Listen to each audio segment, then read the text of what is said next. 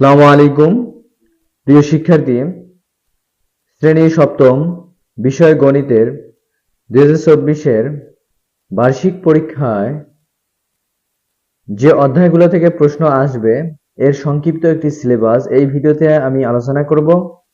তোমরা যদি ভিডিওটি শুরু থেকে শেষ পর্যন্ত দেখো, অবশ্যই বার্ষিক পরীক্ষায় যে অঙ্কগুলো আসবে এ সম্পর্কে তোমরা ব্যাপক একটি ধারণা পেয়ে যাবে। তোমরা যদি এই অধ্যায়গুলো তোমরা বাসায় একটু প্র্যাকটিস করো, আশা করা যাচ্ছে তোমরা বার্ষিক পরীক্ষায় 100% মার্কস পেয়ে যাবা।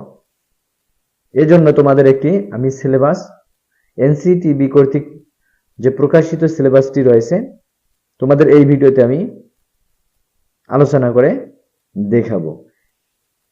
যদি চ্যানেলটিকে ভালো লাগে অবশ্যই চ্যানেলটিকে সাবস্ক্রাইব করে রাখবা এবং পাশে থাকা নোটিফিকেশন বেলটি বাজিয়ে দিবা এবং কোনো বিষয় জানার থাকলে কমেন্ট বক্সে কমেন্ট করবা এবং পরবর্তী যে ক্লাসগুলো রয়েছে এই ক্লাসের বিভিন্ন বিষয়ে সিলেবাস এবং এর সমাধান আমি এই চ্যানেলে দিয়ে রাখবো।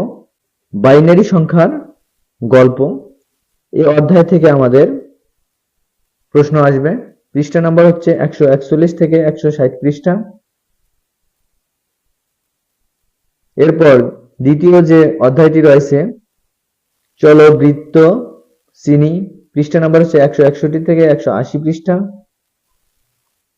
এরপর রয়েছে বীজগাণিতিক রাশির উৎপাদক, গসাগু ও লসাগু, পৃষ্ঠা নাম্বার হচ্ছে 181 থেকে 190 পৃষ্ঠা।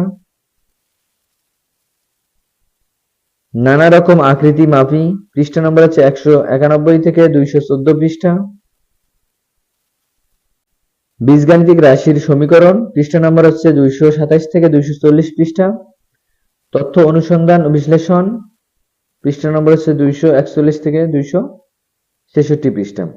এই অধ্যায়গুলো যদি আমরা বাসায় একটু প্র্যাকটিস করে নেই বা এই অধ্যায়ের যে অঙ্কগুলো রয়েছে আমরা যদি প্র্যাকটিস করি, আমরা 2024-এর বার্ষিক পরীক্ষায় 100তেই 100 মার্ক অ্যান্সার করতে পারবো এবং আশানুরূপ একটি ফল নিয়ে আসতে পারবো।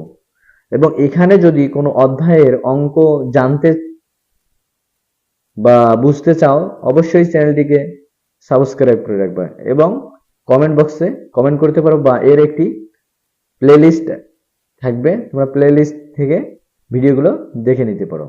সে পর্যন্ত ধন্যবাদ।